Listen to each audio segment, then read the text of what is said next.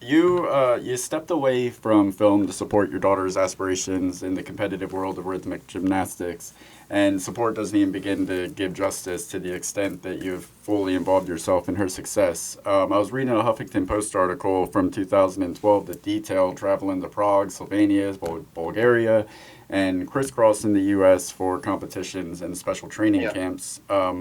You accompany her every road trip, competition, manage all of her travel arrangements, and help with even help with leotard designs, like pretty much her AD. And you were quoted in the article as actually saying that you spent over 3 decades in film to learn how to facilitate your daughter's gymnastic life. So at the time of the article, Natalie was in 10th grade. She went on to compete in the 2016 Olympics and is now 23. Is that Yeah. correct? Okay. Can you talk about that journey, what it was like to step away from, like, you were, it wasn't like you were walking away from something that you weren't amazing at. You were walking away from a successful film career, to trade that in for front row seats to your daughter's success. Okay, I'll give you how it started first, because this is when, as I look back on it, you know, film was increasingly taking time away from being with my family, and I had little kids. They didn't know where the hell I went for month upon month. I mean, on the interpreter, I was gone for 9 months in New York City, across the country. After All the King's Men, we went to a PTA raffle, my wife and I, my wife Shannon and I saw my wife. They had sign-up sheets, you know, where you bid on things. So you bid the top line, you bid so much, somebody comes in and bids more. And I saw her on tiptoes signing the top of a sign-up sheet, and she was across the room, and I didn't think about it, but I saw her like 10 minutes later. I said, "So what did we just buy?" And she said, "Oh, honey, don't worry." She said, I'm just getting the bidding started. It's for 2 free gymnastics lessons."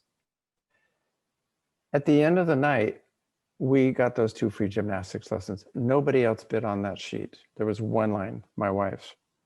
A couple of weeks later, I said, "Natalie, you know, who was like 35 pounds and beanpole, she ate her meals standing up, did her homework standing up, wired for sound. I think do you want to go out and take a look at this gym?" She goes, "Okay."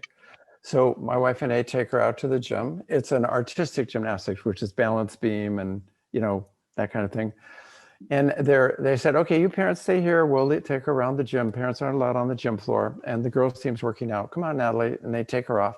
And they're leading around the floor, and they're showing her different people doing different things. And Natalie's looking. And across the room, I see this woman with her arms folded, leaning against the wall, watching Natalie. And a few minutes later, she appears by. She said, "Is that your daughter?" And we go, "Yeah." She goes, "I wonder if she would spend one of those free gymnastics lessons with me. I teach rhythmic gymnastics." And she said this, "I think I could do something with that girl." That's what she said to us. She was 7 years old. What the hell did she see? I can't imagine. About 4 months later, I took her once a week, and Natalie liked it. This coach came to me. She didn't like to talk to parents. She didn't like dealing with parents because kids were her deal. But she came to me. She said, "Look, I'm thinking maybe I might want Natalie to try to maybe compete in January, but it would mean she has to come more often to gym."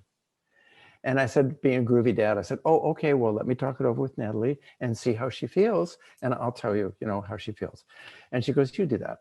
I'm riding home with Natalie on the freeway. She's so little, her feet stick straight off the front seat. And I'm on the freeway, and I said, "So Natalie, you know, your coach, you know, was thinking," and I told her what her coach said. And I said, "So I just want to know, you know, what you would think about that." And this 7-year-old turns to me and looks me dead in the eye and says, "Dad, why do you think I'm doing this?" And all the hair stood up on my arm, no idea that her focus was like that. And everything that she did, everything that she accomplished only came from her. We never pushed her. We never had it in mind at all.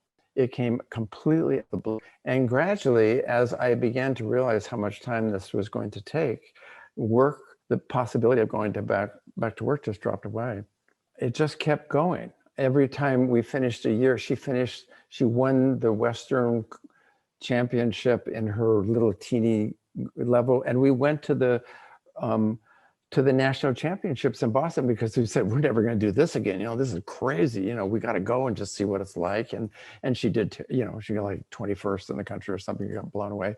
And who cares? It was like, whoa. And our whole family went, our son went, and we came back and said, okay, cool. Now it keeps going. She won all the levels that she ever competed in except for one. And she lost that one by 1/10 of a point because she had 101 fever. But I mean, she wasn't even competitive with other people. She didn't work on beating people. She worked on being better. And then the national team asked her to come and do this 4-year experiment with them. She had moved to Chicago, though, if she wanted to go. That's where the national team trained. Would she consider being one of 5 girls training for the Olympics on the national team of rhythmic gymnastics group, which is 5 girls that do a routine together? It's incredibly complex. She'd never even thought of it before. I said, well, she said, what do you think I ought to do? And I said, that's your choice. I can't tell you, your mom can't tell you, your coach can't tell you, and your friends can't tell you. You have to do it. You tell me what you decide and we'll do it. And 2 weeks later, we're on our way out to training in Simi Valley. I was driving 125 miles a day with her, but we're on our way out to training, and she looks at me as we're leaving our house and driving down the hill, and she says, Daddy, I think I want to go. And that's what happened. She and I moved there. My wife followed up after we leased our house, and our son went off to college. He went off trying to help and got a 4-year fully paid scholarship to Cooper Union. So he didn't cost us any money because this whole thing was done on my retirement. It's a parent-funded sport. I'm not rich. Everybody in the article assumed I'd retire Beverly Hills with a mansion and a giant, bankroll. Nothing could be further than from the truth, guys. And I promise you that is not BS. I mean, we live in a 1,300 square foot house, modestly, always have, don't aspire to more, but it takes a lot of money. But it was worth it. I'm sure it means the world to her too, even if it was later on as she got older to understand. I wouldn't use the word sacrifice, but the fact that her dad made her priority number one, like without a doubt. But it was a family deal. It was all done. Everything had to be for 100% votes. Otherwise, moving to Chicago. Okay, guys, what do we think? And Evan, our son, said, let's go for it, and that's how it happened. Yeah. Well, I will say this now. Most people can't top your AD resume, but we're 2 dads. We have daughters. But to us, you're a GD, a groovy dad. Definitely a groovy job, man. I mean, you've been killing it, man. So, like I say, I always tell people at the end of the day, it's not about. To me, a director and actor is not what I am. It's what I do. A father is what I am and what I love and what I will always be. And I try to tell people that, man. It's my favorite thing. I love being a dad and a husband. It's the best thing I've ever done.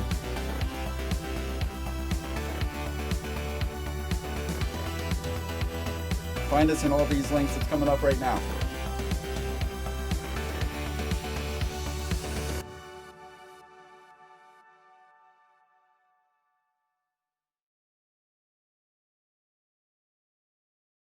Why don't you subscribe? It'll last longer.